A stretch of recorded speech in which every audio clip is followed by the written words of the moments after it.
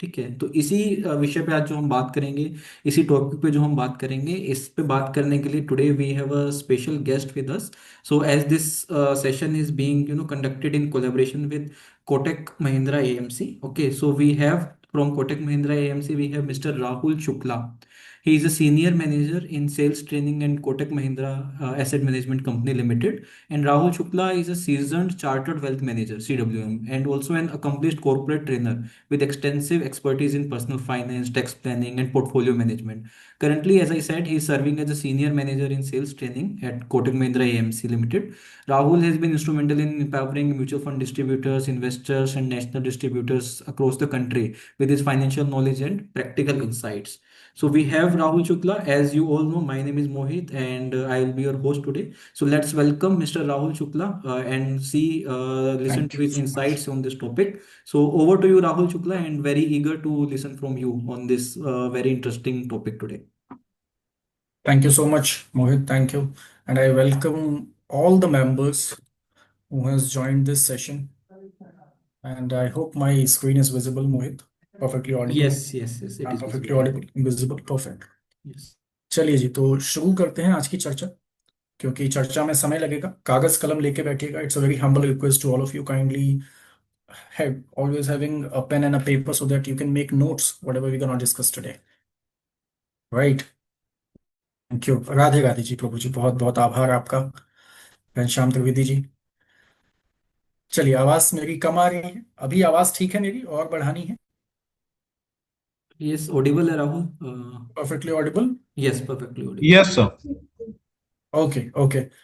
चलिए जी, शुरू करते हैं फिर। सो use chat box as much as you want, because I'll be asking few questions with respect to this session, and you can simply answer all those questions in simple yes or no, right? So let's start this. And whenever we talk about the taxation part, हालांकि मैं भाषा का ध्यान रखूंगा कि मैं दोनों ही भाषाओं का इस्तेमाल करूं, हिंदी और अंग्रेजी। जब भी आपको कोई दिक्कत लगे, please put it on the chat box and we can discuss. चलिए, टैक्सेशन पे we should understand some part in a very simplistic way कि क्या मॉडिफिकेशंस हुए हैं। तो लास्ट ईयर, जो फाइनेंशियल ईयर बेसिकली अभी गया है, 2024-25 वाला भी चल रहा है, और जो उससे पहले का फाइनेंशियल ईयर था, फाइनेंशियल ईयर 2024-25 में कुछ मेजर चेंजेस किए गए। उससे पहले क्या हो रहा था कि 10% जो लॉन्ग टर्म कैपिटल गेन है वो लगता था, और 15% लगता था short term capital gain, right? फिर उसको बढ़ा करके 12.5% कर दिया। हालांकि एग्जेम्पशन को भी बढ़ा दिया। पहले 1 लाख की एग्जेम्पशन थी, फिर वो 1.25 लाख कर दी गई, and taxes were 12.5%, right? Now, the short-term capital gain is 20%, right? Earlier it was 15%. तो हालांकि मैं इस पे डिटेल्ड चर्चा करूंगा, तो अभी तो मैं बस आपको एक गो थ्रू दे रहा हूं कि एग्जैक्टली क्या सिचुएशंस यहां पर हैं। पहले 36 मंथ्स का जो एक होल्डिंग पीरियड हो रहा था, कुछ स्पेसिफिक इंस्ट्रूमेंट्स में उसको डिक्रीज करके 24 मंथ्स पे ले आए हैं। एग्जेम्पशन की जो लिमिट थी लॉन्ग टर्म में, वो 1 लाख से बढ़ाकर 1.25 लाख कर दी गई है। एसटीटी को जो है वो बढ़ा दिया गया, 2 पैसे कर दिया गया। अर्लियर इट वॉज नॉट 2 पैसा, दैट वॉज 0.02 रुपीज। अभी उसको परसेंटेज टेक्निकली कर दिया गया। इंटरनेशनल गोल्ड फंड्स में और जो इंटरनेशनल फंड्स रहे हैं, एफओएफ रहे हैं, उसमें भी चेंजेस स्लाइटली किए गए हैं कि किस तरह के इस पे जो टैक्सेस हैं वो लगाए जाएंगे। अर्लियर इट वाज 3 इयर्स, पर उसको फिर वापस लेकर के वो इक्विटी टैक्सेशन में उसे ले आए, और 2 साल बाद उस पे इक्विटी का टैक्सेशन लगाया जाता है। Then we talk about the types of factor, जो बेसिकली फैक्टर्स हैं जो डिफाइन करते हैं कि कैसे टैक्सेस लगेंगे म्यूचुअल फंड्स पे। तो वो स्कीम्स हैं, किस टाइप का फंड है, क्या डिविडेंड आ रहा है। देन जो भी फंड होगा, वेदर इक्विटी, डेट, हाइब्रिड, अलग अलग टैक्सेशन होगा। इक्विटी पे अलग टैक्सेशन है, डेट पे टोटली डिफरेंट टैक्सेशन आता है। जो आप डिविडेंड कमाते हो उस पे taxation is totally different. Capital gains पे टैक्सेशन बिल्कुल अलग तरीके से आपको देखने को मिलेगा। उस पे अभी हम डिटेल में चर्चा करने वाले हैं। होल्डिंग पीरियड आइडेंटिफाई करेगा कि किस तरह का टैक्स लगेगा, whether it's a short term capital gain और it's a long term capital gain, depending on the kind of time, the time weightage that you hold, right? चलिए, आगे बढ़ते हैं इसमें। So this is very important and very critical, please understand this. अगर आप एक investor हैं जिसके पास इक्विटी शेयर्स या इक्विटी रिलेटेड म्यूचुअल फंड्स हैं, अब जब मैं कहता हूं इक्विटी रिलेटेड म्यूचुअल फंड्स, इसका मतलब है कि जो भी म्यूचुअल फंड स्कीम है उसमें जो होल्डिंग है इक्विटी की वो 65% या उससे ज्यादा की अगर है तो उसको हम इक्विटी म्यूचुअल फंड मानते हैं। सो अगर वो इक्विटी म्यूचुअल फंड है और आज आपने इन्वेस्टमेंट किया और 1 साल के अंदर अंदर उसमें रिडेम्पशन डाला, रिडेम्पशन किया उसका, तो उस पे जो भी कमाया, जो आपने प्रॉफिट मेक किया उस पे, उस प्रॉफिट पे शॉर्ट टर्म कैपिटल गेन लगेगा। कितना लगेगा? 20% लग जाएगा, राइट। अगर 1 साल के बाद बेचा, उस पे कुछ प्रॉफिट कमाया, तो अप टू 1,25,000 तक तो एग्जेम्प्ट है। अप टू 1,25,000 तक कोई टैक्स नहीं है। उसके ऊपर जो आप कमाएंगे उस पे कितना लगेगा? उस पे 12.5% का टैक्स देखने को आपको मिलेगा। This is how this equity asset class work. Then we talk about specified mutual funds, या जिनको हम डेट ओरिएंटेड म्यूचुअल फंड भी कहते हैं, जिसमें इक्विटी की होल्डिंग 65% से बेसिकली कम होती है। टेक्निकली 65% से ज्यादा होल्डिंग डेट या डेट रिलेटेड इंस्ट्रूमेंट्स की आपको देखने को मिलेगी। इसमें जो समझने वाली बात है वो है ये, अगर 1 अप्रैल 2023 से पहले खरीदा है, अगर आपके इन्वेस्टर ने कोई भी डेट म्यूचुअल फंड या डेट रिलेटेड इंस्ट्रूमेंट में 1 अप्रैल 2023 से पहले इन्वेस्टमेंट किया है और उसको बेचा कब, उसको रिडीम कब किया? 1 अप्रैल 2024 से लेकर के 22 जुलाई 2024 के बीच में, तो उस पे टैक्सेस कैसे लग रहे थे? उस पे टैक्सेस पहले जैसे लग रहे थे। कौन से वाले? जो सर फ्लैट आपका 20% का टैक्स लगेगा with respect to the indexation benefits. लेकिन अगर वो 23 जुलाई या उसके बाद बेचा गया तो फिर सर ये 36 मंथ्स वाला यानी 3 साल वाला लॉजिक नहीं लगेगा। और अब 24 महीने में यानी कि 2 साल के अंदर उस पे 2 साल के बाद जो है 12.5% का टैक्स लगा दिया जाएगा, और उसके बाद स्लैब रेट से। ठीक है, शॉर्ट टर्म में स्लैब रेट से, लॉन्ग टर्म में 2 साल के बाद लॉन्ग टर्म मान लिया जाएगा और उस पर 12.5% का टैक्स लग जाएगा। अगली बात है, मान लो कि ये एक्वायर किया 1 अप्रैल 2023 के बाद, 1 अप्रैल 2023 के बाद खरीदा और उसको कभी भी आगे बेचा। Oh definitely Neerja, no problem, I be just explaining all those terms in English as well, right? So just allow me some time, just let me just be in the flow, then I'll be explaining everything that you want in English as well, right? So let's start understanding this again. If you are an investor who invested before 1st April 2023 any debt instrument, in any debt instrument, then and you sold this instrument between 1st April 2024 to 22nd July 2024, then whatever you have earned, the long term capital gain would be considered after 3 years, and there would be a tax rate. The tax rate would be 20% with indexation benefits. How indexation works, we'll be discussing it after this. Then, if you sold on or after 23rd July 2024, then the tenure of long term would be 24 months. 2 साल के बाद it would be considered as long term. And the taxes on long term is 12.5%. In the short term, it would be as per the slab rates, which is applicable. Then if you acquired after 1st April 2023 and sold on any date, there would be no period of holding. So currently what we used to tell people कि sir अगर 1 अप्रैल 2023 के बाद आपने कोई debt instrument खरीदा और उसको अभी आज साल में कभी भी बेचा, तो उस पे जो भी टैक्सेस होंगे, चाहे वो शॉर्ट टर्म हो चाहे long term, it would be considered as short term और स्लैब रेट के हिसाब से टैक्सेस लग जाएंगे। Very simple. I hope this is making sense. इतनी बात समझ में आई सबको? इतनी बात समझ में आई? Does this making sense? Yes, no? Use the chat box please. इतनी बात समझ में आई? शॉर्ट टर्म, लॉन्ग टर्म और ये जो डेट्स वाला सिचुएशन था, ये समझ आया? Yes yes yes yes yes, perfect perfect. So we can move forward then.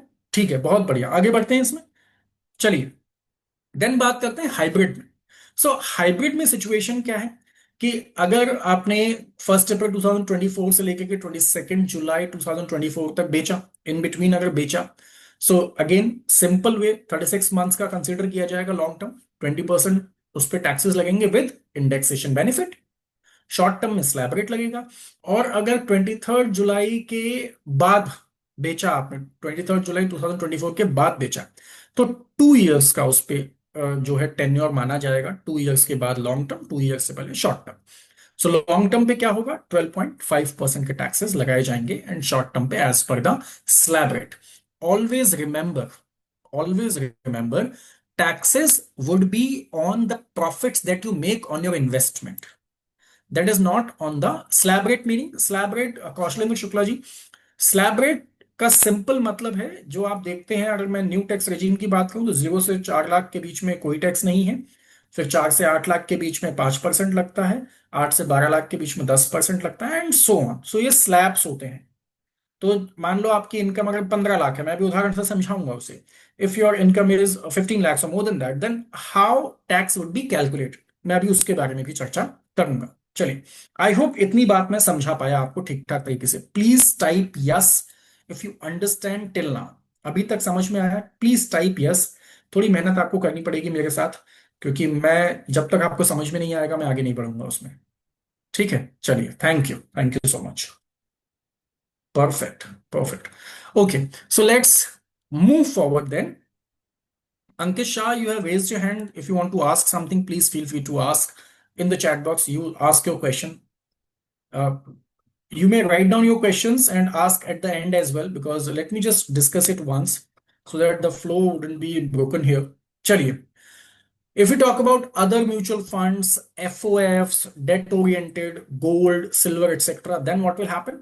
So let's understand. If you acquired before 1st April 2023, right? If you acquired before 1st April 2023 and sold between 1st April 2024 and 22nd July 24, the long term would be considered after 3 years, and before 3 years, it would be considered as short term. And for long term, the tax rate would be 20% on the profits that you make and 20% with respect to the indexation benefits. And I'll be explaining how the indexation benefits work, right? Then, if you sold from 23rd July 2024 and onwards, what will happen? So 2 साल से पहले आपको short term, 2 साल के बाद long term, and 12.5% का जो taxation है वो उस पर लग जाएगा. And this is how fantastically it would work, right? Okay. Yes, absolute tax in the hands of customer I am talking about, Ajay James, and not deducted by them. So because AMC never deduct any tax on any specific scheme, right?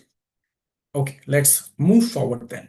If you acquired, or if it is sold after 23rd July, I have discussed that. If you acquired post 1st April 2023 and sold between 1st April 2024 and 22nd July, then no period of holding. So technically, अगर 1 अप्रैल 2023 के बाद खरीदा आपने और उसको फिर आप कभी भी आप बेचोगे तो क्या होगा? सिंपल, चाहे वो शॉर्ट टर्म हो चाहे लॉन्ग टर्म हो, सिंपल उस पर स्लैब रेट के हिसाब से टैक्सेस लगे जाएंगे. अगर 1 अप्रैल 2025 के बाद बेचा तो then they would be a simple tax. So government ने कहा कि थोड़ा फायदा होना चाहिए, थोड़े चेंजेस जब हुए recently. So 1 April 2025, 1st of April 2025, after this what happened, the long-term capital gain would be considered after 2 years, and before 2 years it would be considered as short-term capital gain. If it is short-term capital gain, the tax rate would be as per the slabs. If it is long-term capital gain, the tax rate would be 12.5%. So this is how this entire scenario gonna work. I hope you understand this.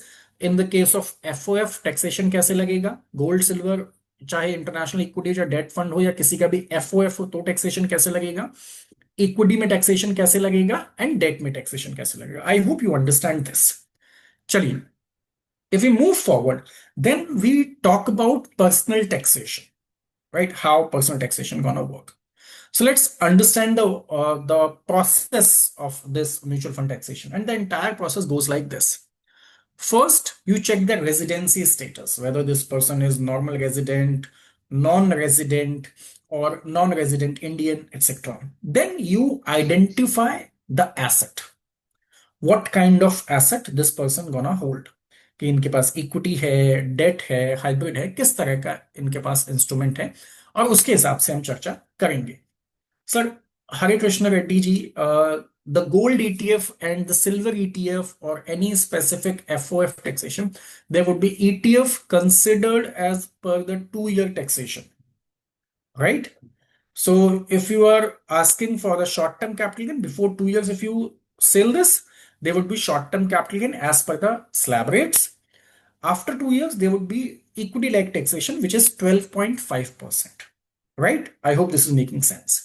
Taxation as per slab rate means whether we can get benefit of 87A on capital gains. No, we'll not getting any specific benefits with respect to section 87A on capital gains. Ankit ji, and one more request to all of you, please, please, please, don't ask your queries in between. Let me explain it once. And at the end of this session, I'll be staying here. No worries. You can ask all your relevant questions. I hope you understand this. Okay, let's move forward then. Perfect. So you have to identify or classify the assets. Then you decide whether it's a short-term capital gain or the long-term classification. Then you calculate the tax as per the given tables, and I'll be discussing all those tables. Understand, this is very critical. बहुत सारे लोगों को ये doubt रहता है कि sir अगर मैंने 1 लाख रुपए इन्वेस्ट किया है कहीं पे और उस 1 लाख की वैल्यू 1,20,000 हो गई तो 1,20,000 पे टैक्स लगेगा। The answer is no. 1 lakh invest किया, 1 लाख की वैल्यू 1,20,000 हो गई तो सिर्फ 20,000 पे टैक्स लेवी होता है। राइट? ध्यान में रखनी है आपको ये बात। देन कैपिटल गेन्स कैसे निकलते हैं? जो आपने रिडेम्पशन के टाइम पे एनएवी था उसमें से जो आपका बाइंग के टाइम पे एनएवी था उसको माइनस करो, multiplied by number of unit, उससे आपका टैक्सेशन आ जाएगा। Then we talk about the new tax regime in this case. देखो, न्यू टैक्स रिजीम में आप टैक्सेशन कैलकुलेट कैसे करते हो? 0 से 4 lakh, this is the how the slab rate works. 0 to 4 lakh they would B zero tax. 4 to 8 lakhs 5% का tax है। 8 to 12 lakh 10% का टैक्स है। 12 to 16 लाख 15% का टैक्स है। और 16 to 20 lakhs आपका 20% का टैक्स है। And above 20 lakh 30%। Now understand, if there is someone जिसकी इनकम फॉर एग्जाम्पल कितनी आ रही है, 15% के आसपास आ रही है, ठीक है, 15 लाख के आसपास आ रही है, तो उस पर टैक्सेशन कैसे आएगा? न्यू टैक्स regime में the government says up to 12 lakhs of your salary income there would be no tax, but tax तो बन रहा है। सो वहां पर आपको अंडर सेक्शन 87A रिबेट मिल जाती है, प्लस आपको एक स्टैंडर्ड डिडक्शन भी मिलती है 75,000 की। Right? So for example if your income is 12,75,000, so 75,000 standard deduction आ गया। Now you have 12 lakhs as your income. उस पर जो भी टैक्स बना अंडर सेक्शन 87A सब पे रिबेट आपको आ जाएगी। राइट? नाउ स्टैंडर्ड डिडक्शन पहले जो भी थी वो बढ़ गई, यानी पहले 50,000 थी, अब वो 75,000 के पास, बेसिकली टेक्निकली 75,000 ही स्टैंडर्ड डिडक्शन आती है। सरचार्ज एंड सेज, इसमें थोड़ी समस्या है। सरचार्ज और सेज जो है वो आपको अर्लियर स्कीम्स में, टेक्निकली ओल्ड रेजिम्स में देखने को मिलते हैं। सरचार्ज क्या होता है? जो एडिशनल टैक्स लगाया जाएगा, किस चीज पे लगाया जाएगा एडिशनल चार्ज? जो आपका टैक्स है। So many people use to get confused कि सर ये जो सरचार्ज है, मान लो अगर कोई सेज 4% का सेज लग रहा है और मेरा टैक्स बन रहा है 20%, now the tax is 24%। No, it's not like that.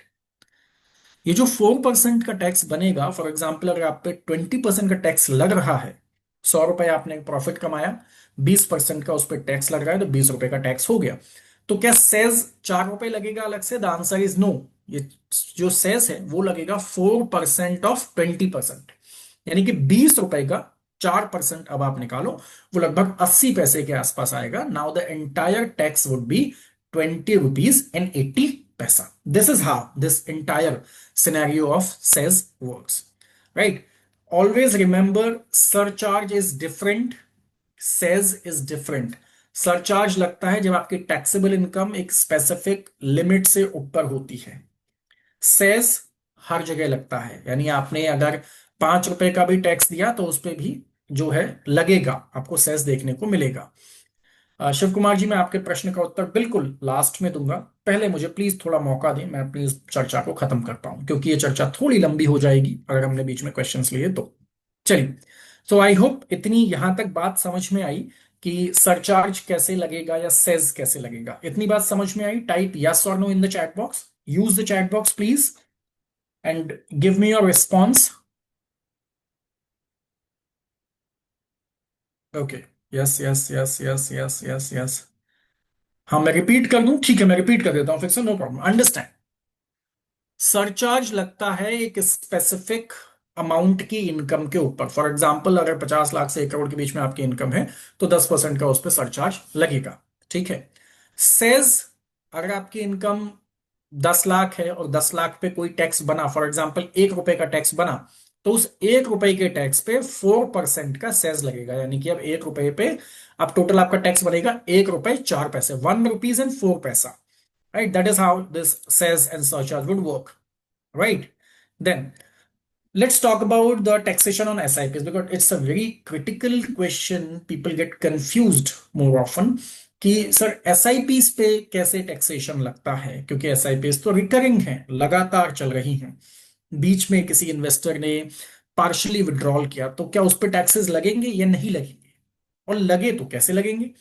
So this is how the SIP gonna work and I will be discussing that. Okay, चलिए, SIP, let's understand how this gonna work. So whenever any investor redeems their money from SIP, मान लो मैं ही investor हूं, मेरी एक SIP है, for example 20,000 रुपए per month की मैं SIP चला रहा हूं, और 3 साल 4 साल बाद मुझे मुझे निकालना है, तो फर्स्ट आउट बेस पे, यानी जब मैं रिडेम्पशन करूंगा तो कौन सी SIP मैंने रिडीम की, जो सबसे लास्ट में की थी वो वाली, या जो सबसे पहले की थी वो? तो यहां पर कैलकुलेशन होगी, जो सबसे पहले शुरू में जो SIPs की थी वहां से वो रिडीम होना स्टार्ट होगा। First in first out, FIFO basis पे रिडेम्पशंस होते हैं। ठीक है, हर SIP को डिफरेंट टैक्सेशन होगा, क्योंकि हर महीने अगर वो आ रही है तो हर महीने के हिसाब से उसका डिफरेंट टैक्सेशन हो जाएगा। कैसे होगा, लेट मी शो यू। मान लेते हैं जी आपने 1 जनवरी 2020 से SIP स्टार्ट की, 1 नवंबर 2021 तक 10,000 रुपए की SIP, 18 मंथ्स आपने पैसे जमा किए। अब टैक्सेशन कैसे आएगा जी इस पे? तो NAV मान लेते हैं, ये 15 रुपए के हिसाब से कुछ एक NAV, X amount of units आ गए और करंट NAV इतनी है। अब करंट NAV के हिसाब से इफ यू टॉक अबाउट 1,80,000 का investment, now the 90,000, right? So, is there any tax? No, there would be no tax until you redeem that money. And if you redeem that money, what kind of taxes would be there? So, let's say you have redeemed the entire 18 months investment. So, what will happen? The initial 6 investments that you have done, 1, 2, 3, 4, 5, 6, 7, initial 7 SIP, long term capital gain, क्योंकि 12 महीने से ज्यादा रुका, and उसके बाद 7 के बाद जो 8, 9, 10 होंगे उसमें 12 महीने से कम टाइम लगा, यानी 12 महीने के पहले पहले निकाल लिए, तो उस केस में शॉर्ट टर्म कैपिटल गेन उस पर लगेगा। और लॉन्ग टर्म कैपिटल गेन नील क्यों हो गया? क्योंकि हमने पढ़ा था लॉन्ग टर्म कैपिटल गेन में अप टू 1,25,000 का उसमें क्या है, एग्जेम्पशन है। उसके ऊपर जो आप प्रॉफिट कमाओगे उस पर 12.5% लगेगा। फॉर एग्जाम्पल, आपके किसी क्लाइंट ने आज 5 लाख रुपए जमा किया, राइट? 1 साल बाद उसने, या 1.5 साल बाद उसने जब पैसा निकाला तो उसकी वैल्यू 6 लाख रुपए हो गई थी। तो क्या इस पे टैक्स लगेगा? नहीं, 2 साल में लॉन्ग टर्म कैपिटल गेन लगेगा, तो 1 लाख पे लॉन्ग टर्म कैपिटल गेन लगना चाहिए। बट 1 लाख रुपीज पे लॉन्ग टर्म कैपिटल गेन इसलिए नहीं लगेगा क्योंकि अप टू 1.25 लाख तो एग्जेम्प्ट है, so there would be no tax. Right, this is in the case of short-term capital gain, there would be direct taxation of 20%. Whatever he has earned in, there would be 20% taxes. So this is how this entire scenario gonna work.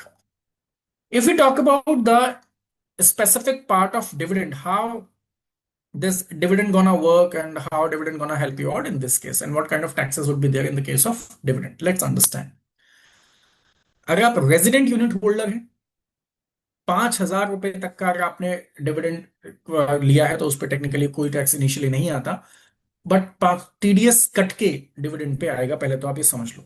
ठीक है जी, जो भी आपका dividend आएगा वो dividend TDS cut के आएगा, तो वो आप बाद में क्लेम कर सकते हो। 5,000 से ऊपर सारा टैक्सेबल है। ठीक है, इनकम फ्रॉम अदर सोर्सेज वो कंसीडर किया जाएगा, और इनकम फ्रॉम अदर सोर्सेज में जो भी स्लैब रेट के हिसाब से टैक्स आएगा उस पर टैक्सेस लग जाएंगे। इसको कहीं पे लिख लीजिए आप, ये बहुत इंपॉर्टेंट है। ठीक है जी, चलिए, ELSS के केस में क्या होता है? Equity linked saving scheme,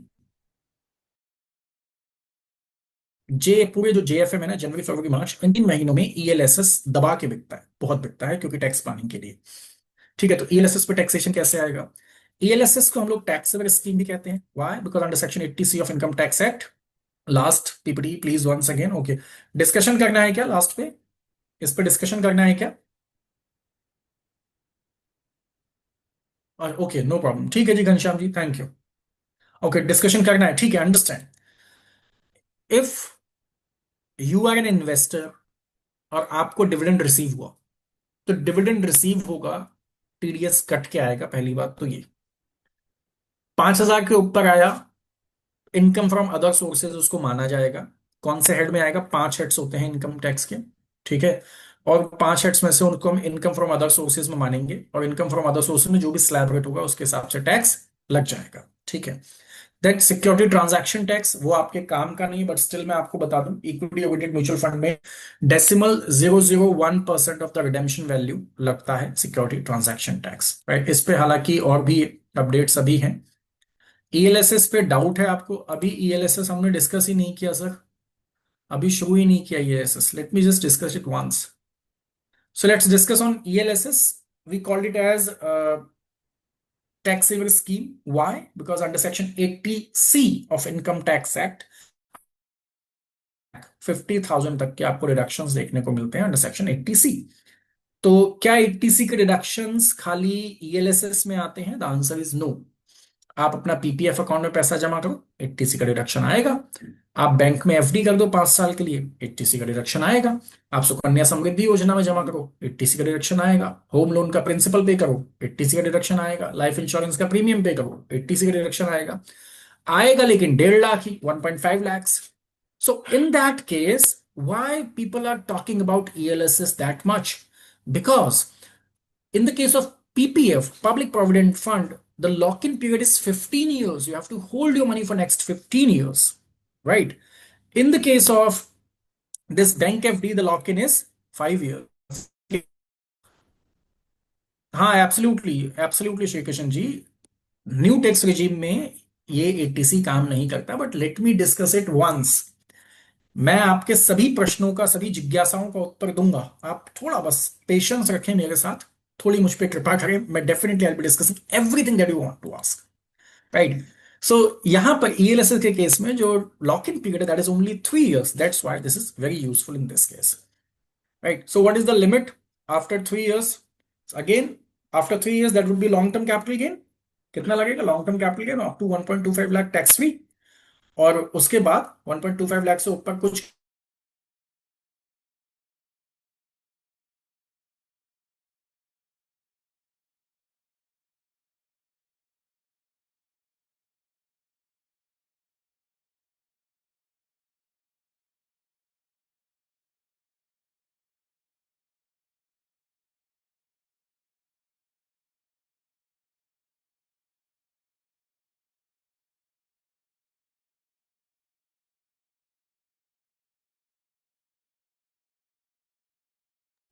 Hi Rahul, I think your network issues there, some network issues there. You're not audible and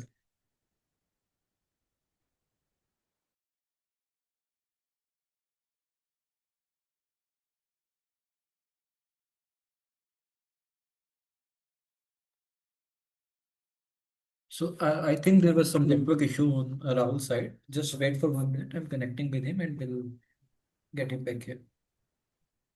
Rahul join. Okay, Yeah, ये Rahul. कैसे हुआ? And I think some network issue था आपके end पे. So, मेरे and पे? Okay, is it fine now? yes. Yeah, Rahul, it's fine now. Might be there was some network issue. Please start करो. Just give me a second. Okay, so कहां तक सुना आप लोगों ने? Let me just share it once. यहां पे आ गए थे आप लोग? सब लोग यहां पे आ गए थे? I think इससे पीछे वाली स्लाइड में थे.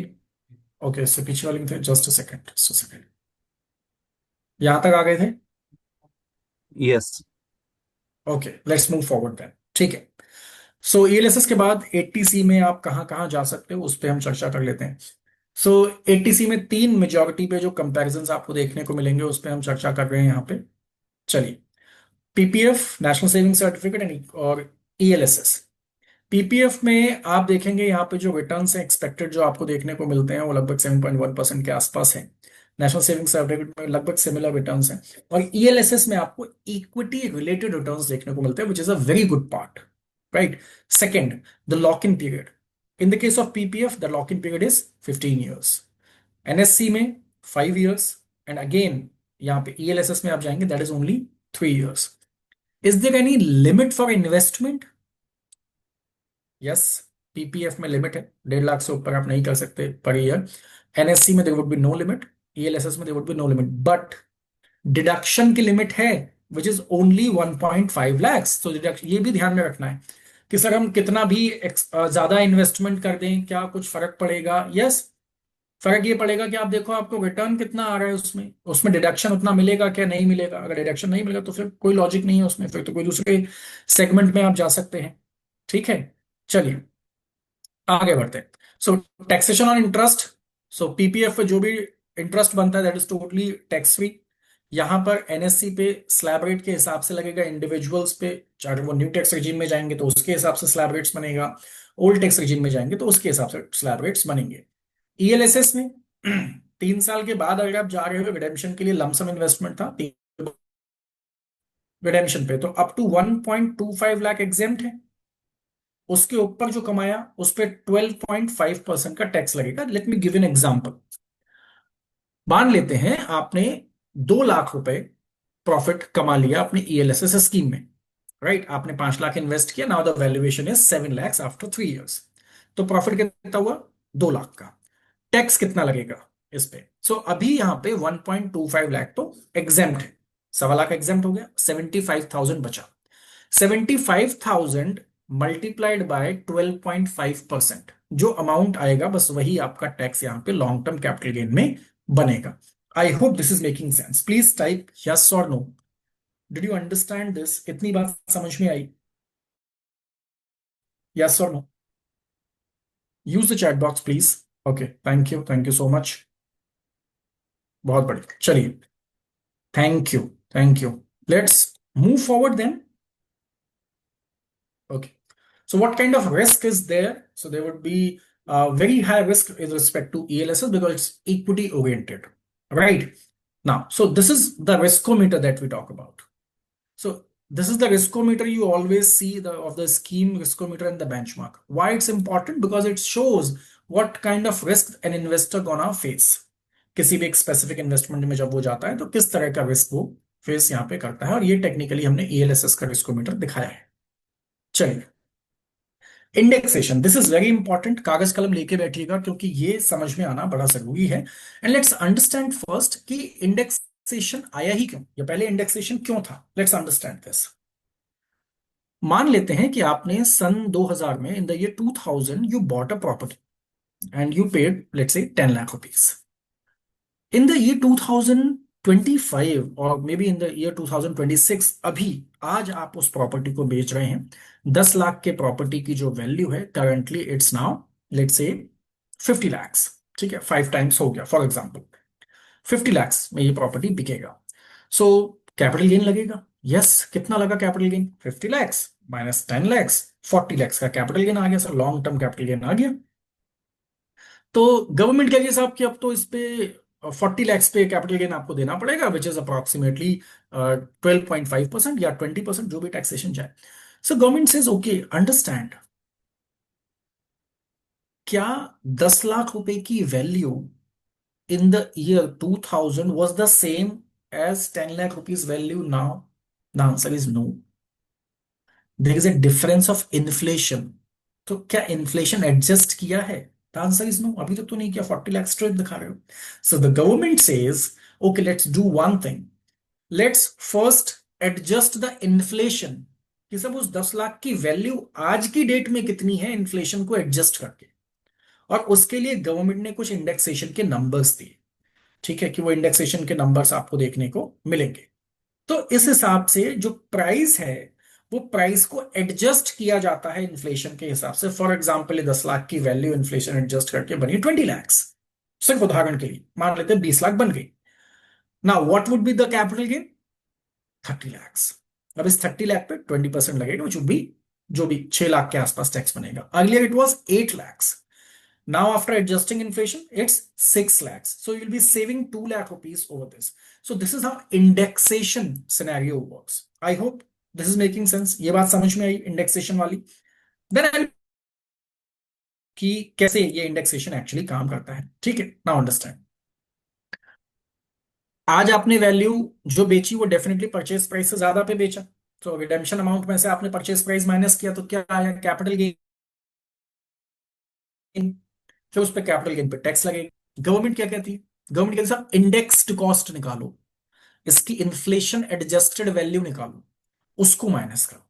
फिर उससे क्या होगा? जो कैपिटल गेन है वो कम हो जाएगा, और उसकी वजह से जो टैक्सेस हैं, कैपिटल गेन टैक्सेस हैं, वो भी आपको कम देखने को मिलेंगे।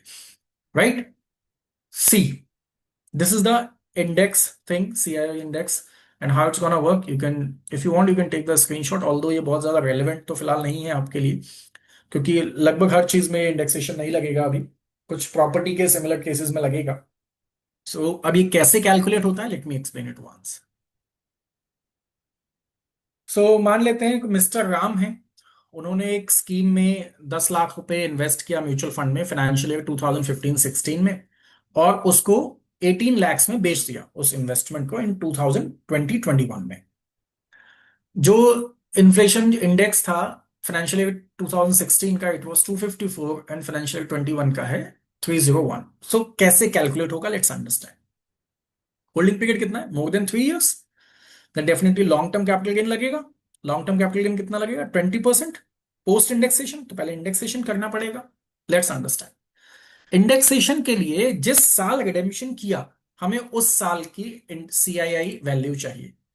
ठीक है, डिपेंड करता है सर आपने कब खरीदा। अगर 1 अप्रैल 2023 से पहले का खरीदा हुआ है तो उस पर इंडेक्सेशन लगेगा। Right? I have discussed it earlier when we initiated this session, we have discussed it. Okay, so indexation कैसे निकालेंगे? इंडेक्स्ड वैल्यू कैसे निकालेंगे? जिस साल आप रिडेम्पशन कर रहे हो उस साल की वैल्यू आएगी न्यूमरेटर में, जिस साल इन्वेस्टमेंट किया था उस साल की वैल्यू आएगी डिनोमिनेटर में, multiplied the invested amount. For example, 301 divided by 254 into 10 lakhs. And then there would be a value which is 11,85,039. तो ये इन्फ्लेशन एडजस्टेड वैल्यू है आज की। अब इस पे क्या लगेगा जी? अब इस पे टैक्स लगेगा। कितना टैक्स लगेगा साहब? जो भी कैपिटल गेन बन रहा होगा वो कैपिटल गेन लगेगा। 18 lakh minus this, there would be this rounded off to the whole number, and इस पे हम लगाएंगे capital gain tax, 20% capital gain लगाएंगे इस पे, right, after adjusting this. So CI technically होता है इन्फ्लेशन इंडेक्स, उसको बोलते हैं consumer inflation index, which is 254। This is a given number, this number is given by the Indian government, वो इसको देते हैं। Right?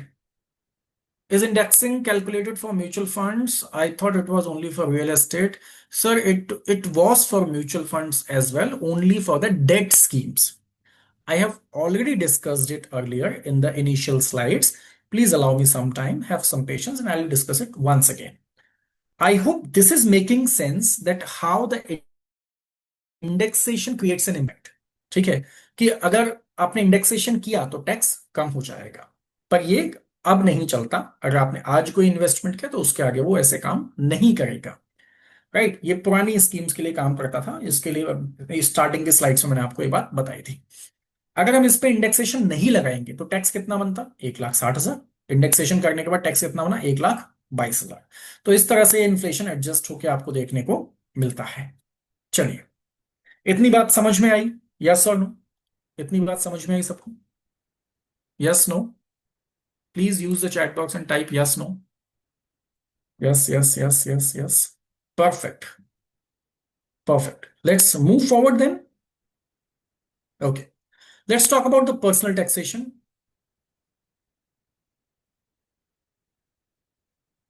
Okay. So individuals and HUFs. HUF stand for Hindu Undivided Family.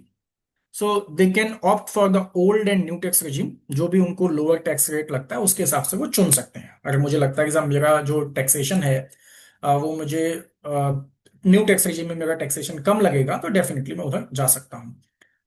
Ji sir, capital gain tax 12.5% है, but indexation का benefit जहां भी मिलेगा वहां पे 20% लगेगा in the case of date funds only.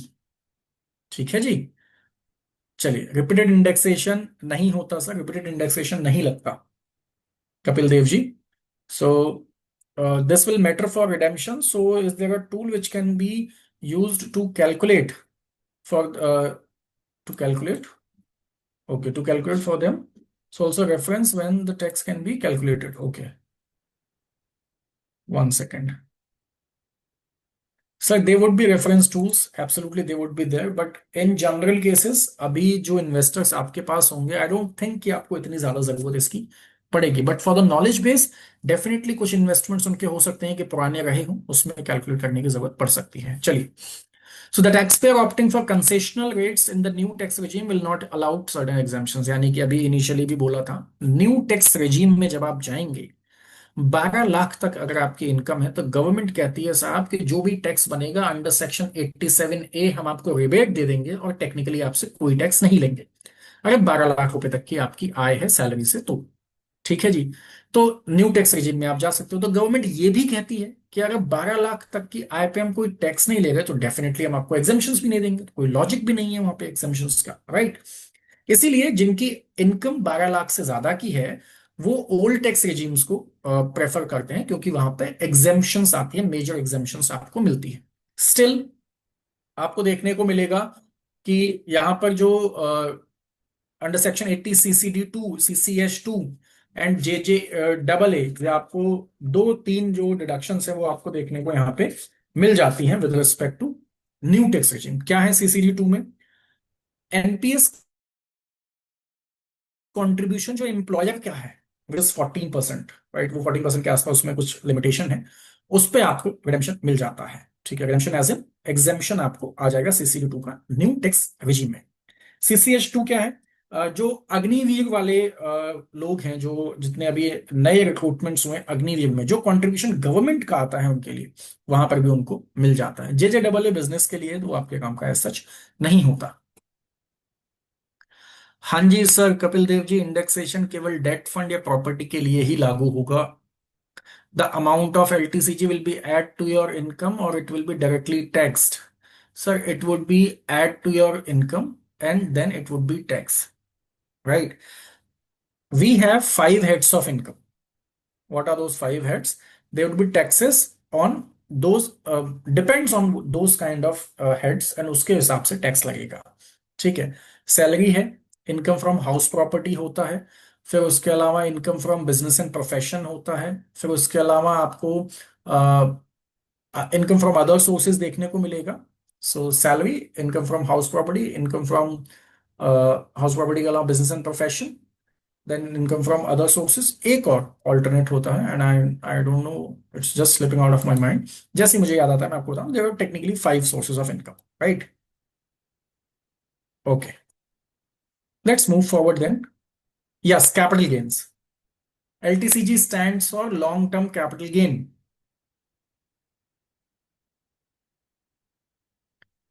LTCG stands for long term capital gain. STCG stands for short term capital gain. Just beer with me for next 10-15 minutes, उसके बाद मैं आपके सभी प्रश्नों का उत्तर दूंगा, डोंट वरी अबाउट इट। चलिए, new tax regime में क्या होगा? So let's say whatever income you have, let's say you have an income of approximately 15 lakhs or something, then this would be the tax rate. इस तरह से basically taxes जो है आप पे लगाए जाएंगे। सो 8 से 12 लाख तक जब आप 10% पे पहुंचोगे, जो भी टैक्स बनेगा, जो टेक्निकली 12 लाख की फॉर एग्जांपल आपकी टैक्सेबल इनकम है, उस पे स्टैंडर्ड डिडक्शन आएगा 75,000 का। ठीक है, फिर जो टैक्सेबल इनकम बनेगी उस पर कुछ टैक्स बन रहा होगा, जो भी टैक्स बनेगा वो अंडर सेक्शन 87A रिबेट आ जाएगी आपके पास। तो टेक्निकली कोई टैक्स आपको नहीं देना इस पे, राइट? मान लेते हैं कि आपकी जो इनकम है वो 12.5 लाख है, 12.5 लाख की आपकी इनकम है। ठीक है, टैक्सेबल इनकम 12.5 लाख है। तो टैक्सेबल इनकम अगर 12.5 लाख है तो उस पर किस तरह से टैक्सेस लगेंगे? 12.5 लाख से सबसे पहले तो आप 75,000 का अपना जो डेडिकेटेड अमाउंट है वो हटा दीजिए। 75,000 का क्या है, स्टैंडर्ड डिडक्शन, उसको आप माइनस कर दीजिए। अगर आप उसको अभी माइनस ना करें, 12.5 लाख जोड़ें, तो कैसे 3 to 6 लाख कितना जाएगा, 15,15,000 and so on, old tax regime में जो टैक्सेस लगेंगे। सो टेक्निकली 1,04,000 का आसपास का आपका टैक्स यहाँ पे बन रहा होगा। And this is important to understand, salary income 8 lakh and equity short term 3 lakh, इस पर भी टैक्स लगता है क्या, क्योंकि 12 लाख, हाँ सर, जो आपका 3 लाख है उस पर कैपिटल गेन लग जाएगा, राइट। चलिए, यहां तक बात समझ में आई क्या, पहले मेरे को ये बताओ, देन हम आगे बढ़े इसमें। यहां तक बात समझ में आई? Yes yes yes yes yes yes, perfect, ठीक है, बहुत बढ़िया बहुत बढ़िया। चलिए आगे बढ़ते हैं इसमें। Okay, Girish Jain, you raised your hand, you want to ask something, please type your question in the chat box.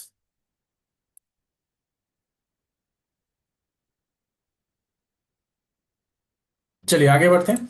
Avenues for tax planning, अलग अलग स्पेसिफिक टैक्स प्लानिंग की deductions. Okay, Kapil Dev Khandelwal example, ठीक है, पहले मैं कपिल देव जी का एक क्वेश्चन ले लूं, फिर मैं आगे अपनी चर्चा बढ़ाऊंगा। 1 lakh invest after 10 months, investment value is 1.5 lakh, redemption 1 lakh, capital tax percentage wise लगा लीजिए सर। आपने सिर्फ 1 लाख निकाला तो फर्स्ट इन फर्स्ट आउट पे हम उस पे टैक्सेशन निकालेंगे कि कौन सी एनएवी वाला रिडेम्पशन आपने किया।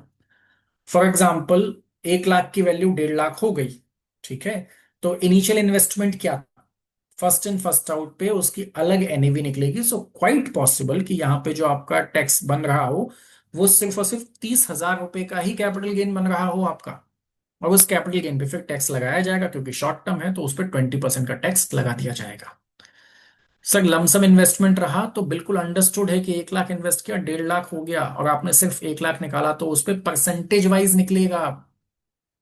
अगर पूरा 1.5 लाख निकालता तो 50,000 कमाता। अब मैंने निकाला ही 1 लाख, तो उस 1 लाख में व्हाट वुड बी कंसिडर्ड, जो प्रपोर्शनेट वैल्यू आई, कि अगर 1.5 लाख निकालता तो 50 लाख, 50,000 का मेरे पे टैक्स वो बनता कैपिटल गेन। अब 1 लाख निकाला तो कितना आएगा, so 1 lakh divide by 1.5 lakh into 100, value आ जाएगी जी आपकी कि आपका कितना अमाउंट आएगा। सर एसटीसीजी लगेगा पूनम जी, अगर आपकी टोटल इनकम 12 लाख से कम है तो भी short term capital gain calculate होगा, राइट, क्योंकि वो डिफरेंट हेड में आता है। आगे बढ़ें,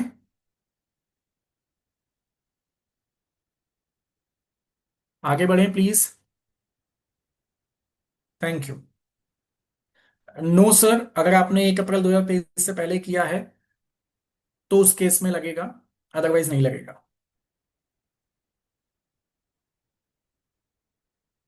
चलिए आगे बढ़ें, परफेक्ट। सो चैप्टर,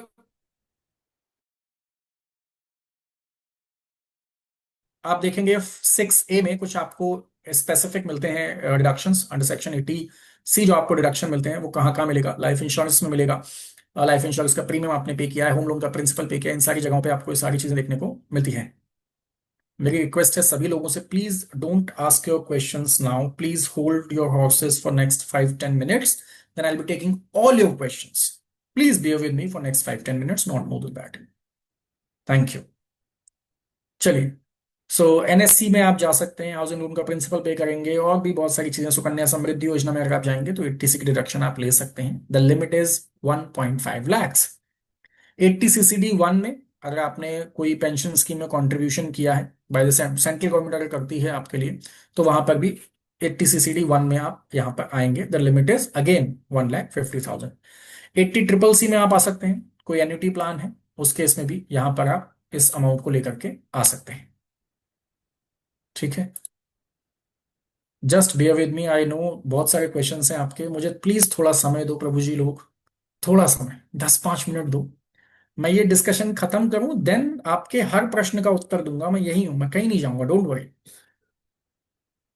चलिए, ओके, तो ये 80C, चैप्टर 6A में आपको 80C की डिडक्शंस देखने को मिलेंगी। देन यहाँ पे CCD 1 भी इज वेरी इंपॉर्टेंट, क्योंकि 1.5 लाख तो आपको अभी तक डिडक्शन आया 80C में।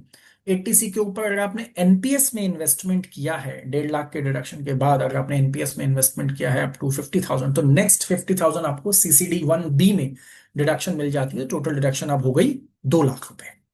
राइट। ये डिडक्शंस आप कहाँ अप्लाई करोगे? जब आप ओल्ड टैक्स रेजिम में जाओगे तब आप ये डिडक्शंस को क्लेम करते हो।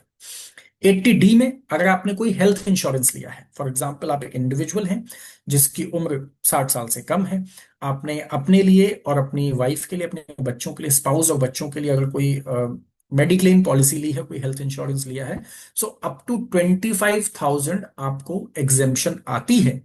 किस चीज की एग्जेम्पशन आती है? कि साहब हमने एक हेल्थ इंश्योरेंस लिया है, अब उसकी वैल्यू अगर 24,000 है तो 24,000 की एग्जेम्पशन आएगी, 30,000 है तो 25,000 की एग्जेम्पशन आएगी। लेकिन अगर मैं यहां पे इसके साथ साथ अपने डिपेंडेंट पेरेंट्स पे भी हेल्थ इंश्योरेंस लेता हूं तो उस केस में अप टू 50,000 की आप डिडक्शन ले सकते हो, प्लस 5,000 प्रिवेंटिव चेकअप्स के लिए भी, हेल्थ चेकअप्स के लिए भी इसके ऊपर की लिमिट है। फॉर एग्जांपल मैंने 20,000 का इंश्योरेंस लिया अपनी फैमिली के लिए, अपने लिए, और 5,000 प्रिवेंटिव हेल्थ चेकअप्स पे भी मैं, तो टोटल 25,000 की आपको डिडक्शन मिल जाएगी। राइट। ये बहुत इंपॉर्टेंट है, ध्यान में रखिएगा इसको। चलिए, 80DD एंड 80DDB, तो इसको एक बार क्विकली आप, मैं, चलिए आप वेट मत कीजिए, मैं ही समझा देता हूं आपको। 80DD में क्या होता है? जो भी आप मेंटेनेंस के लिए पे करते हो, मेडिकल ट्रीटमेंट के लिए पे करते हो, कौन जो आपके डिपेंडेंट हैं, ठीक है, या किसी भी एक अप्रूव्ड स्कीम में आपने उनके लिए कुछ जमा किया, तो फ्लैट डिडक्शन है 75,000 की। ठीक है, कितनी? अगर नॉर्मल डिसेबिलिटी है तो। अगर ये डिसेबिलिटी 80% या से ज्यादा है, सीवियर डिसेबिलिटी है, तो उस केस में 0.25 लाख तक की आपको यहाँ पे रिडेम्पशन मिल जाती है। ठीक है जी। मैं किसी के भी क्वेश्चंस अभी नहीं पढ़ रहा हूं, प्लीज आस्क योर क्वेश्चंस। अभी थोड़ी देर रुक जाएं, 5-10 मिनट, फिर मैं आपके प्रश्नों को एक एक करके सबके क्वेश्चंस डिस्कस करूंगा। चलिए, सेक्शन 80U में जब आप जाते हैं, आप रेजिडेंट टैक्स पेयर हैं, इंडिविजुअल टैक्स पेयर हैं, नॉर्मल आपकी खुद की अगर डिसेबिलिटी होती है तो नॉर्मल डिसेबिलिटी में 75,000 आप ले सकते हैं, और सीवियर डिसेबिलिटी में 80% और अबव अगर है, सो 1.25 लाख तक आप वहां पर जो है डिडक्शन ले सकते हैं। डीडीबी में, आप 80DDB में क्या होगा कि आप खुद या आपके डिपेंडेंट किसी स्पेसिफाइड डिजीज की लिस्ट है प्रॉपर, आप वहां से वो स्पेसिफाइड डिजीज पढ़ सकते हो कि कौन कौन से डिजीज स्पेसिफाइड में आते हैं। तो वहां पर 1 लाख रुपए की डिडक्शन आती है सीनियर सिटीजन के केस में, और 40,000 आती है जो बाकी सीनियर सिटीजन के अलावा जो लोग हैं उनके लिए। राइट। चाहे वो डिपेंडेंट्स हो, spouse, parents, children, brother, sister, यही सब लोग इसमें आएंगे। चलिए, 80EE। 80EE में क्या आता है कि आपने कोई हाउस प्रॉपर्टी ली है और लोन सैंक्शन हुआ 1 अप्रैल 2016 से लेकर के 31 मार्च 2017 के बीच में। ठीक है जी। तो उस पे जो इंटरेस्ट पेमेंट है उस पे आपको डिडक्शन आ जाएगी। कितनी आएगी? Up to 50,000 on the interest paid, जो आपने इंटरेस्ट पे किया लोन टेकन पे। 80EE में क्या होगा कि आपने कोई हाउस प्रॉपर्टी लिया, आपने पहली बार कोई घर खरीदा फॉर एग्जाम्पल, ठीक है, 1 अप्रैल 2029 से एक 31 मार्च 2022 के बीच में, तो यहां पर deduction should not have been claimed under section 80EE। यहां पे क्लेम नहीं होगी, अंडर सेक्शन 80EE में क्लेम, EE में क्लेम होगी, और कितनी मिलेगी? 1.5 लाख तक। अगर आपने पहला घर खरीदा है और उस पर आपने इंटरेस्ट पे किया है जो भी लोन लेकर के, तो उस पर 1.5 लाख रुपए तक की आपको रिडक्शन मिलती है। ठीक है, इसीलिए प्रेफरेबली कहा जाता है कि अगर घर खरीदें सो होम लोन पे अगर आप लेंगे तो बेटर टैक्स प्लानिंग आप कर पाते हैं उसके साथ। अगर आपने कोई हायर एजुकेशन का लोन लिया है, फॉर एग्जांपल अपने लिए कोई हायर एजुकेशन का लोन लिया है या अपने बच्चों के लिए कोई हायर एजुकेशन का लोन लिया है, और उस पर कोई इंटरेस्ट पे किया है, तो उस इंटरेस्ट पे जितना भी इंटरेस्ट पे किया है पूरा का पूरा यहाँ पे क्लेम हो जाता है। उस पे कोई सीलिंग नहीं है कि साहब इस लिमिट तक जाएगा, जितना भी इंटरेस्ट पे किया वो पूरा विदाउट एनी लिमिट यहाँ पे आप क्लेम कर सकते हो अंडर सेक्शन 80E। 80TTA में क्या होगा? जो नॉन सीनियर सिटीजन हैं, सेविंग बैंक अकाउंट पे 10,000 तक इंटरेस्ट रिसीव किया, 80TTA में आपको वहां पे रिबेट आती है, डिडक्शन आती है टेक्निकली। TTB में अगर आपने, जो रेजिडेंट सीनियर सिटीजन हैं उनको 50,000 तक की वो लिमिट आती है। TTA में नॉर्मल लोगों के लिए, TTB में जो सीनियर सिटीजन हैं उनके लिए। 80G में जब आप कोई स्पेसिफिक, 80GG में टेक्निकली आप जो भी रेंट ले रहे हो, किसी रेंट पेड है हाउस के लिए, जिनको HRA नहीं आता, फॉर एग्जांपल मैं सैलरीड नहीं होता और मैं सेल्फ एम्प्लॉयड होता, तो मुझे ये डिडक्शन जो है आसानी से मिल पाता। प्रॉपर उसकी कैलकुलेशंस हैं, कैसे आता है कैसे नहीं आता।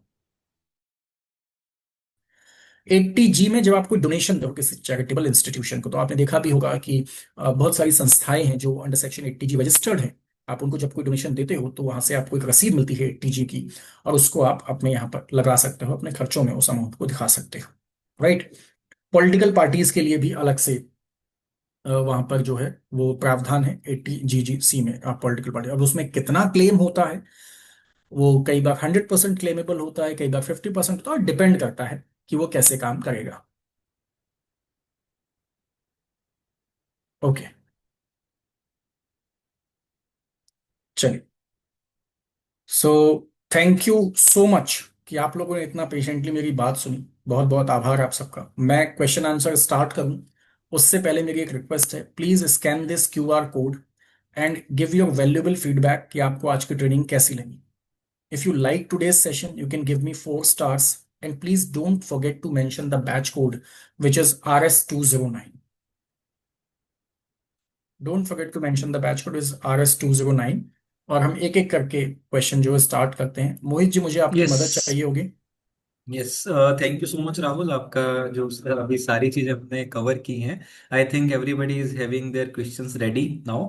तो let's take from the chat box itself. Rahul, मैं ओपन कर लेता हूँ। So we take the questions one by one. Sure. Okay. तो I thought it was only for Ashok ji का स्टार्टिंग में था, is indexing calculated for mutual funds. Yes, वो उन्होंने बता दिया है राहुल जी ने कि जो पहले डेट, राहुल एक बार आप रिपीट कर दीजिए किससे पहले में इंडेक्सेशन अलाउड है अभी। मैं वापस ले जाता हूँ, एक बार ये स्कैन कर लें तो 1 अप्रैल 2023 का उसमें डेट था, उसके पहले अगर किया होगा तो इंडस्ट्रेशन अलाउड है। राइट। एंड खुशबू जी का क्वेश्चन है, as IMFD this will matter for redemption, is there a tool which can be used to calculate for this, also reference where tax can be computed for easy reference tools.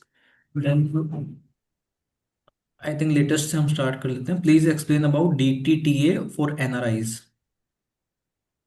Hari DT, Krishna ji का DTTA for NRIs।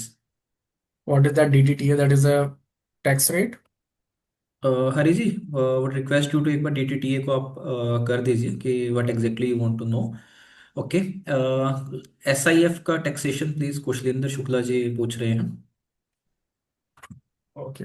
SIF का taxation अभी तक कुछ खास ऐसा okay. पता नहीं है, तो नॉर्मल इक्विटी का टैक्सेशन उस पर लगेगा जैसे लगता है।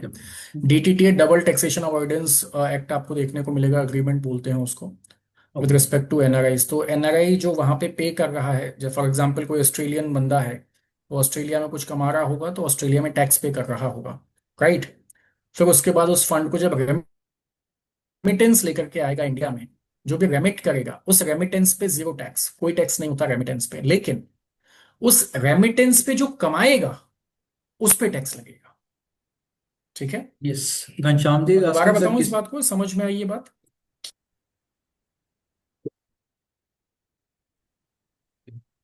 तो घनश्याम जी आस्किंग सर किसी की इनकम 12 लाख पर एनम है और 5 लाख लमसम को स्विच कराना है तो क्या टैक्स लगेगा। लमसम को स्विच करना है क्या? उस लमसम पे कुछ कमाया है, अगर कुछ कमाया है लमसम पे, तो डेफिनेटली उस पे टैक्स लग जाएगा, whether short term capital gain और long term capital gain. Sanket ji asking new tax में STCG LTCG में एग्जाम्पशन ले सकते हैं क्या अगर नहीं सैलरी ले सकते, इनकम कम है तो। नहीं ले सकते, वो आएगा उस पे। ओम जी। अगेन अंडरस्टैंड, वो 5 जो हेड है ना, 5 जो हेड हैं, उस हेड में जैसे ही आप पहुंचोगे, ठीक है, सो अंडर सेक्शन 87A की रिबेट आती है, वो सिर्फ सैलरी के लिए है कि 12 लाख तक की सैलरी से इनकम आ रही है तो आपका रिबेट आ जाएगा। लेकिन अगर शॉर्ट टर्म कैपिटल गेन कुछ कमाया, लॉन्ग टर्म कैपिटल गेन कुछ कमाया, टैक्स लगेगा। राइट। उसके अलावा आपने इनकम फ्रॉम अदर सोर्सेज से कुछ कमाया, टैक्स लगेगा, दे would B taxes. Yes. So Omji is asking if already client doing SIP normal and ELSS, now client become NRI this year, what will we do? कोई अगर problem नहीं है, but yes बाद में आएगा स्टेटस चेंज हुआ है residence का, ही हैज हाँ बिकम हाँ। NRI। ओके। सो उसमें नॉर्मल NRI की केसेस आर डिफरेंट, ऑल दो अंडरस्टैंड। अगर वो अभी NRI बनाना तो इस साल में तो उसका स्टेटस लास्ट ईयर वाला ही हम चेक करेंगे। इस साल के लिए तो अगले साल जाना पड़ेगा हमें फाइनेंशियल ईयर को चेक करने के लिए। इस साल के असेसमेंट ईयर में कुछ नहीं होगा, सेम नॉर्मल टैक्सेशन उसका चलेगा। नेक्स्ट ईयर का जो असेसमेंट ईयर होगा उसमें उसका स्टेटस चेंज होगा, अभी इस साल कोई चेंज नहीं होगा अगर वो अभी गया है तो। Then Ankit Shah का क्वेश्चन है, capital gains on sale of silver ETF is rupees 50,000, other income considered is less than 12 lakh, whether tax will be there? Yes yes absolutely लगेगा Okay. Ankit. Karan Ji is asking, if income is zero but STCC is around 6 lakh, I think there is some exemption that will that below 6 lakh there will be no tax on capital gain. No, I'm not aware of that. What Okay. I'm aware of, irrespective of your income, if there is capital gain, whether short term or long term, there would be tax. Yes. So Shri Krishna Tiwari ji, sir, if income is 6 lakh per annum, then what is tax in STCG? So I think same question. Yes. Okay. Khushbu ji is asking, does STCG have any rebate? I think no, 20% as we mentioned. NRI The tax invest would be in. 20%, no rebate at all. Yes, yes. Unmute rights, I'll just covering the chat box question first. तो अगर then we'll see कि अगर unmute we can have the time तो हम करेंगे sir.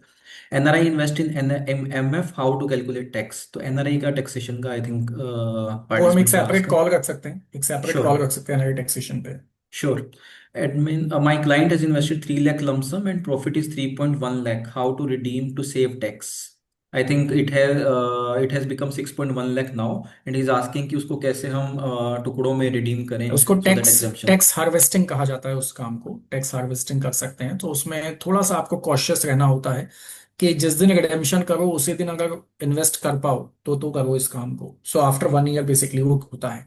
For example किसी ने 10 lakh invest किया, एक साल में उसका 2 लाख, 20% का उस पर आ गया, 2 लाख कमा लिया उसने। ठीक है, तो वो उस साल तुरंत रिडीम करो। 1,25,000 एग्जाम्प्ट हो गए, 75,000 पे टैक्स लगेगा, जो भी लगेगा 12.5%। और उस 12 लाख को तुरंत किसी दूसरी जगह इन्वेस्ट कर दो सेम डे, क्योंकि वो डिले हुआ तो फिर वो फायदा नहीं होगा उसमें कुछ। Yes, I think Hari Krishna ji, tax harvesting just explained by Rahul ji. And is there 1.25 lakh exemption on LTCG? Yes, वो इक्विटी में रहेगा सर, LTCG में 1.25 lakh यस का. Yes. Sanket ji is asking, new tax regime में exemption नहीं मिलता है, LSS scheme का क्या बेनिफिट है? सो आई थिंक जो जिनका पुराने उसमें है अभी टैक्स रिजिम में, they can take the benefit of ELSS, otherwise it is just equity scheme with lock in of 3 years ना. Yes. Okay, and taxation on SWP, Gunjan ji is asking. Simple I sir, think SWP redemption. पे जब आप same लगेगा LTCG STCG. मान लो आज आपने investment किया किसी से, 1 लाख रुपए, 1 करोड़ रुपए लिया आज, और आज से ही उस पे लगा दिया टैक्स, मतलब आज से उस पर रिडेम्पशन अलाउड कर दिया फॉर एग्जाम्पल 1% का, तो 1 लाख वो फर्स्ट मंथ से ले गए तो शॉर्ट टर्म कैपिटल गेन लगेगा उस पे। ठीक है, Yes. इसीलिए वी ऑलवेज रिक्वेस्ट और सजेस्ट कि आप क्या करो, जो भी इन्वेस्टमेंट सामने से आएगा, फॉर एग्जाम्पल 1 करोड़ आया, उसको एटलीस्ट 1 साल होल्ड करो किसी भी स्कीम में, सो दैट उस पे कुछ कमा लेगा। एंड जो रिडेम्पशन लेगा, रिडेम्पशन पे तो टैक्स लगेगा, रिडेम्पशन के ऊपर थोड़ी टैक्स लगता है। जो पैसा कमा रखा है, कमाए हुए पे टैक्स नहीं लगता, जो रिडीम करते हो उस पर टैक्स लगता है। तो 1 साल के बाद वो उसके लिए बेटर बेनिफिशियल हो जाएगा एसडब्ल्यूपी पे। So Hari Krishna ji is asking कि कस्टमर ने डिविडेंड ऑप्शन सिलेक्ट किया हुआ है एंड उसके थ्रू उसको इनकम आ रही है but below 12 lakhs per annum है, डू वी नीड टू पे टैक्स फॉर IDCW इनकम? नहीं नहीं, उस पर वो ऑलरेडी वो टीडीएस कट के आता है उस पर, ओके. कुछ खास नहीं है। Gunjan ji is asking grandfathering rule. Grandfathering ही तो डिस्कस किया था हमने इनिशियली। यस. ग्रैंडफादरिंग का मतलब पहले जो टैक्सेस लगते थे क्या अभी भी उन पे लगेगा? The answer is yes. 1 अप्रैल 2023 वाला, उस पर हम बात कर सकते हैं अभी। Okay. Kapil Dev ji is asking, sir, I'm confused. Invest 1 lakh after 8 months, fund value 1.5 lakh, redeemed 1 lakh, taxation in equity MF, lump sum amount. 1 lakh sir आपने इन्वेस्ट किया है, आफ्टर 8 मंथ आप रिडीम करके 1.5 लाख यानी 50,000 आपका कैपिटल गेन हुआ है वहां पे, बिकॉज 1 ईयर से कम है तो short term capital gain tax 20% उस पर लगेगा, 10,000 will be the tax liability जो आपकी रहेगी. I think Rahul, if anything you want no to know add. No, that's ठीक है. Not the case. ऐसा नहीं होगा। बेसिकली जब आप रिडीम कर रहे हो ना, 1.5 लाख आपका टोटल है, एक राइट. लाख रुपए जमा किया, 1.5 लाख हो गया। ठीक है, निकाला आपने सिर्फ एक सॉरी लाख सॉरी, या redeemed 1 lakh, redeemed 1 lakh, yes yes, तो रिडीम्ड उसमें 1 लाख ना। प्रोपोर्शनेटली हाँ, तो 50 लाख का. प्रपोर्शनली निकलेगा वो। Yes yes, proportionately will be 66,000 somewhere, तो वो यस यस यस, 66,000 का देन फिर आप कैलकुलेट करेंगे उसको, proportionately you have to do. Okay. Anamika ji, absolutely. If we can save tax on LTCC from equity by purchasing any immovable property. वो फिर बहुत अलग डिस्कशन हम ओके. पे हम चले जाएंगे। ठीक है. Okay, so Ankit ji, you have been raising your hand for since long, तो एक बार I am allowing you to unmute, आप एक बार पूछ सकते हैं. हेलो जी जी अंकित अंकित जी. जी। Sir actually silver ETF is considered as a debt oriented mutual fund, yes correct? Yeah, so if we sell silver ETF and if the income is below tax below 12 lakh rupees, then we get rebate under Section 87A for the on sale of silver ETF. Okay, Since are it's you sure considered about? as a slab, since it's considered as a slab, income is taxable as per slab. Okay, So are you sure about it? Silver ETF? can you please confirm me, sir?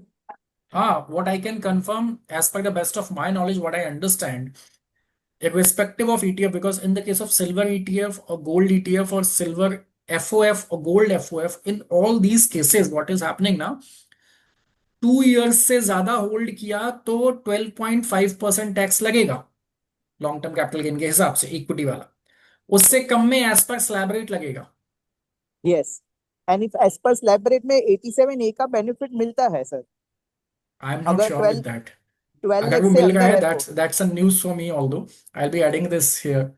सो अगर वो 87 slab rate, तो I am pretty sure slab rate ही लगता है, अगर उस पे yes, slab 87 rate A ही का लगता रिबेट है। आता है। बट माय क्वेश्चन इज, अगर वो 12 लाख से अंदर है, suppose hmm, income total income considered everything together is 11 lakhs, तो वो ठीक है। टैक्स नहीं लगता है लॉन्ग टर्म कैपिटल, जो भी टैक्स है वो मतलब सेल ऑफ सिल्वर ETF के ऊपर।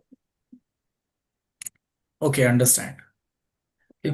So Anil ji, silver yes, yes, ETF पे tax considered as capital gain, ठीक है। Yes, If there is something coming under the head of capital gain, there would be tax। पहली बात, whether short term or long term, that's a different scenario, there would be tax।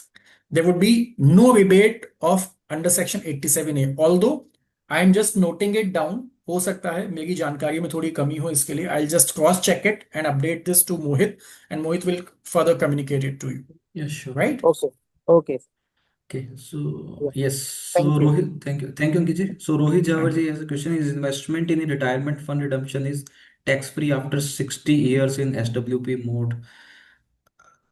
No, No. there would be tax। And Anil ji is asking, can we take advantage of 54 EC bonds on LTCG from debt scheme? हाँ, ले सकते हैं sir. ये किसका question है? Anil Kothari ji is asking, can we take advantage of 54 EC bonds on Yes, you can LTCG take that। from debt scheme? Okay. Do that, you can do that। Okay, so one question from Mangesh Kagne ji. A taxpayer client consider any slab 5 lakh investment, 3 lakh profit, 1.25 lakh tax free exemption, 1 lakh 75,000 in tax at 12.5%, 21,800 LTCG paid, 1 lakh 53,000 is now complete free or it get add in tax slab for of any taxpayer's person. I think he saying कि 3 लाख का 5 lakh invest किया था, 3 लाख का profit हुआ, 8 lakh rupees total हो गया है value, and 1.25 lakh उन्होंने टैक्स फ्री उन्होंने अवेलेबल है एग्जाम्पशन के साथ, and 1,75,000 is taxed at 12.5%, and then 2,18,000 LTCs, 21,000 long term capital gain उन्होंने पे कर दिया 1,75,000 पे। 1,53,000 is now complete free or it will get add in tax slab of any taxpayer's person. No no, that's totally free in that case. Okay. 1,25,000 के ऊपर tax लगेगा। 1,25,000 का total tax free, उसके ऊपर जो भी कमाया उस पर टैक्स लगेगा, जो भी उसमें Right. टैक्स कैलकुलेट होगा 12.5% के हिसाब से। वो भी रिडेम्पशन पे लगेगा, When he is कमाने पे नहीं redeeming. लगेगा। हाँ। Okay, okay, okay. So can someone explain? Can we take advantage of? Yeah, I think explain किया अभी. Can we take advantage of 54 EC bonds, Karan ji? Okay. ठीक है. So Arun Chopra ji, you want to add something? I'm allowing you. आप पूछ सकते हैं.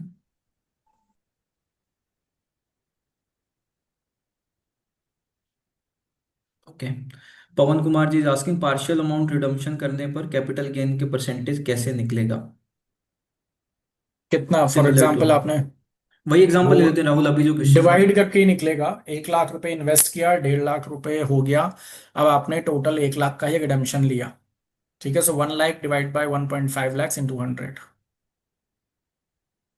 इसको I think 50,000 अगर टोटल कैपिटल गेन बन रहा था, बिकॉज कैपिटल तो गेन के उसमें हिसाब से भी निकाल सकते हो, यस। राइट 50,000 अगर बन रहा है उस पर 10,000 बनता है, राइट. अब क्योंकि आपने 2/3 आपने रिडीम किया है, तो आप उस यस, 10,000 का 2/3 कर सकते हैं, सो 6,600 समथिंग वो आपका आ जाएगा.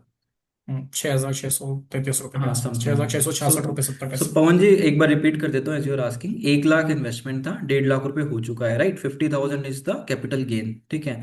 अभी 50,000 पे अगर सारा हमने रिडीम किया होता तो उस पे 20% के according 10,000 rupees would have been the tax liability. क्योंकि उन्होंने सारा नहीं रिडीम किया है, 2/3 ही रिडीम किया है, तो अकॉर्डिंगली आप उस 10,000 का 2/3 कर सकते हैं। That will be 6,635 something rupees ना, 6,635 रुपये समथिंग आ जाएगा। Okay thanks. रोहित जी, मेरे क्लाइंट से हैं कि उनका इनकम कम है और आईटीआर भरते ही नहीं है, और एएमसी और तो टैक्स डिडक्ट नहीं करती, तो इनका कैसे टैक्स लगेगा? Same I want to ask.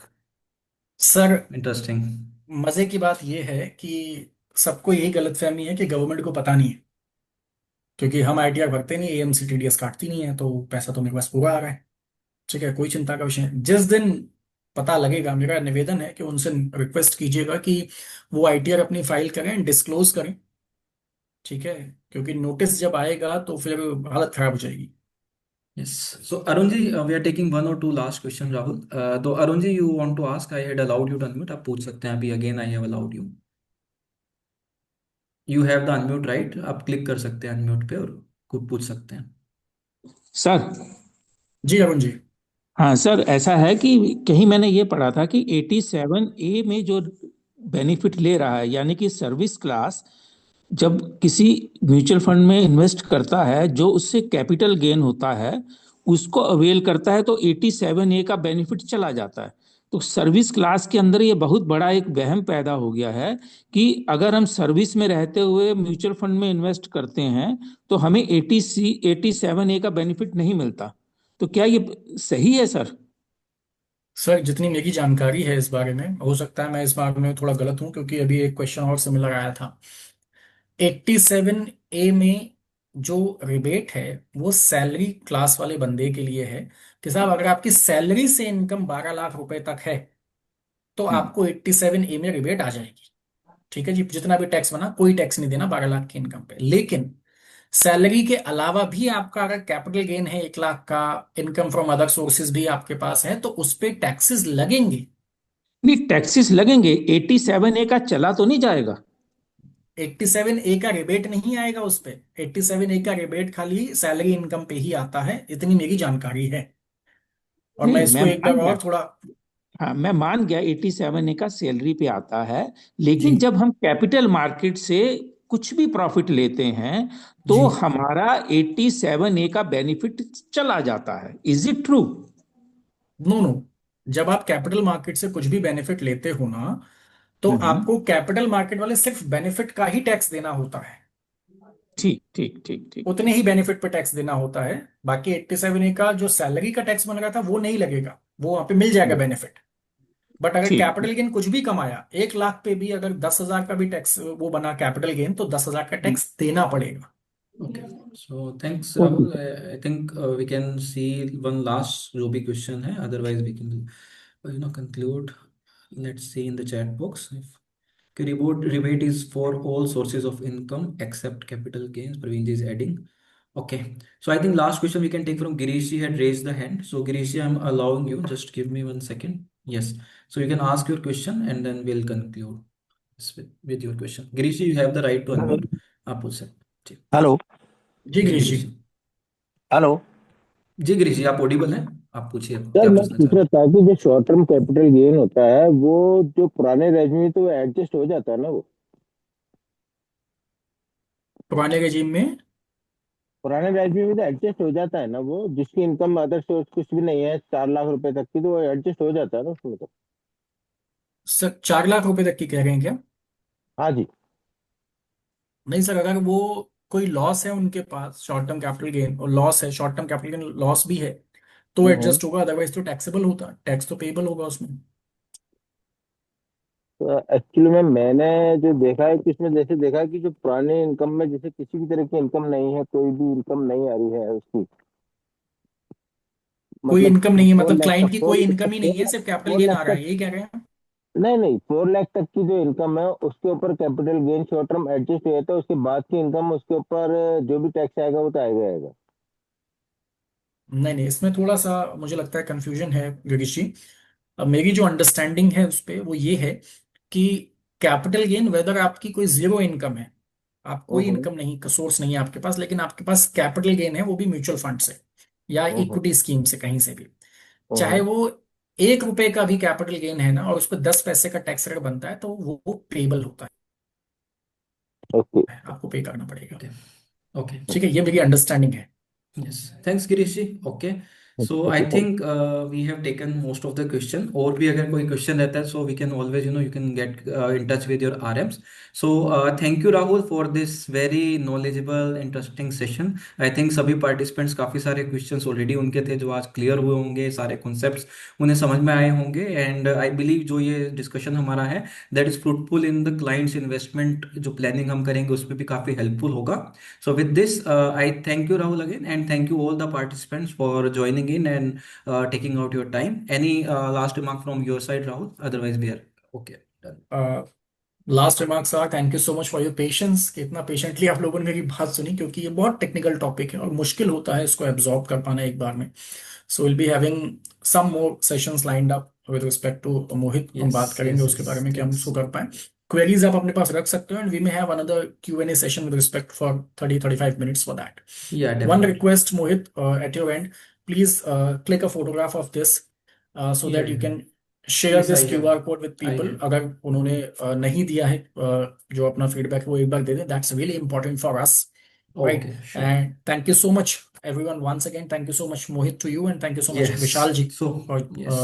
taking this Yes. entire Thank you. session. Thank you. Thank you, Vishal. Thank you, Rahul. Thanks all the participants. A very good evening to all.